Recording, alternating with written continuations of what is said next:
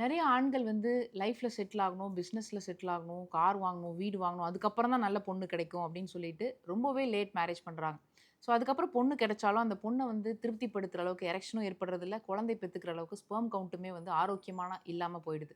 அப்போ இவ்வளோ வருஷமா நம்ம எவ்வளோ தான் கஷ்டப்பட்டு சம்பாரிச்சாலும், எவ்வளோ லட்சங்கள் குடுத்தாலுமே குழந்தை பாக்கியம் அப்படிங்கிறது ஒரு கேள்விக்குறியாகவே ஆயிருச்சுன்னு சொல்லலாம்.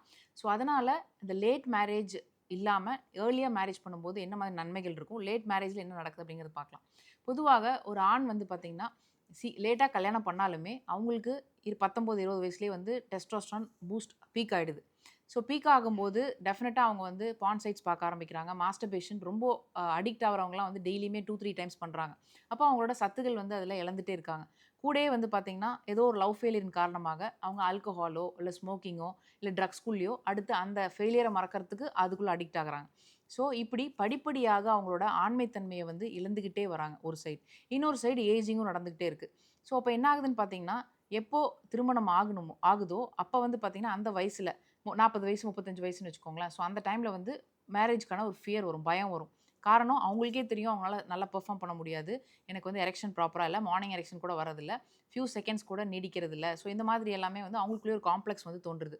ஸோ இது மட்டும் இல்லாம ஏஜ் ஆக ஆக என்ன ஆகுதுன்னு பார்த்தீங்கன்னா, இப்ப நம்ம ஏஜ் ஆகும்போது எப்படி முன்னாடி இருந்த ஸ்பீடுக்கு நம்மளால ஓட முடியல.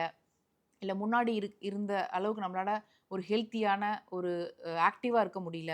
இல்ல முன்னாடி இருந்த மாரி முடி இல்லாம நல்லா கிரே ஹேர் நரைச்சு போகுது. தலைமுடிலாம் நரைச்சு போகுது. திரை வருது. அதாவது தோல்லாம் வந்து சுருங்குது.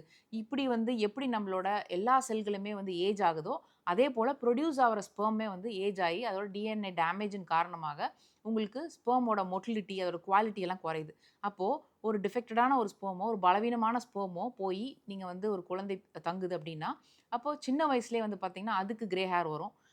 அதே மாரி சின்ன வயசுலயே வந்து சுகர், பிபி வர்றதுக்கான வாய்ப்புகள். அந்த மாதிரி ஒரு ஆரோக்கியமான குழந்தையை பெற்றெடுக்க முடியாம போயிடுது அப்படின்னே சொல்லலாம். ஸோ அதனால முடிஞ்ச வரைக்கும் ஒரு 30, 35 வயசுக்குள்ளர வந்து ஆண்கள் வந்து மேரேஜ் பண்ணி குழந்தை பெத்துக்கிறது ரொம்ப ரொம்ப முக்கியமான ஒரு விஷயமா இருக்கு.